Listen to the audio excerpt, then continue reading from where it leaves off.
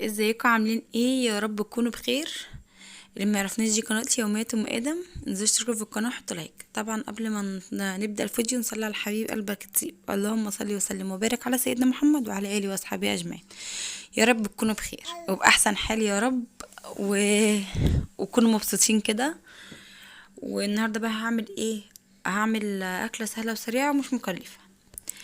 هجيب بطاطس ام نقطة حمرا ديت، هي اللي بتبقى حلوة في القلية. هجيبها واغسلها واقطعها مكعبات واحط عليها مية وشوية ملح واحطها على البوتاجاز. وبعد كده ده بتنجان جبته وقشرته، غسلته وقشرته بالمقشرة وقطعته ايه زي ما انتوا عاوزين، يا مكعبات يا شرايح طويلة يا مدورة، اللي ايه اللي تحبوه.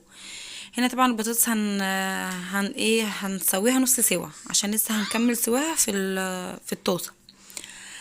هنا بقى خلاص، هي بعد ما استوت يعني هي طلعت واحده، دي اللي طلعت مستويه قوي يعني اللي جيت مسكتها قدامكم طلعت مستويه قوي، لكن بقيتها هتشوفوها معايا هتبقى حلوه جدا. هنا بقى طبعا اول ما نديها نص سوا نحط عليها ميه ساقعه كده عشان ايه تبرد السخونيه بتاعتها. بعد كده بقى ايه همسكها بقى اقشرها كده وهسيبها في طبق دلوقتي وهركنها على جنب. وبعد كده هعمل ايه؟ هعمل عدس كشري اصفر. ادي هي بوريها لكم. هنا بقى حطيت حله على النار وحطيت فيها حته زبده، مكعبين زبده كده وشويه ايه وشويه زيت، وغسلت شويه عدس اصفر على شويه ايه كميه الرز اللي انتوا عاوزينها.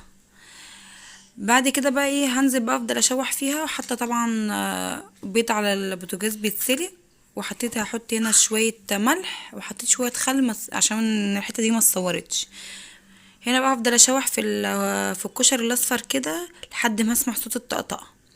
وبعد كده هكون حاطه طبعا ميه على البوتاجاز بتقلب، او في الكاتل او في البراد على البوتاجاز اللي متوقف. هنزل بقى هنا ايه ممكن تحطوا كمون شويه فلفل اسمر، بس انا استكفيت بالملح. يعني انا بقول لكم ممكن انتوا تحطوا لو بتحبوا الحاجات دي عادي حطوا. وبعد كده بقى هسيبه خالص لما يتشرب خالص، وبعد كده هوطش عليه ويبقى طعمه حلو جدا.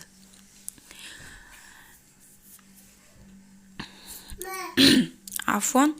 هنا بقى بدوق طبعا الملح بتاع الحاجة عشان تشوفوا اذا كان ملحها مظبوط ولا محتاجة ملح. هنا بقى حطيت صينية او طاسة اللي هنقلي فيها، وحطيت فيها زيت وهسيبه لحد ما يسخن حلو قوي، يعني يسخن جامد مش يدوب يدفى كده، يبقى غزير سخن غزير.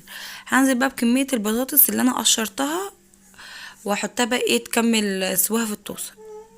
ونجيب البطاطس اللي هي فيها نقطة حمرا ديت عشان هي دي اللي بتبقى حلوة اليومين دول في القلية، لكن اي نوع تاني بيبقى ايه بيبقى محلون. هنا بقى هي عملت شوية سلطة وحطيت هنا على البطاطس كمون وملح، وده زيتون كنت انا اللي مخللاه، وحطيت على البيض ملح وفلفل، ملح وكمون. بس كده يا حبيب قلبي، اشوفكم في فيديو جديد ومع السلامة.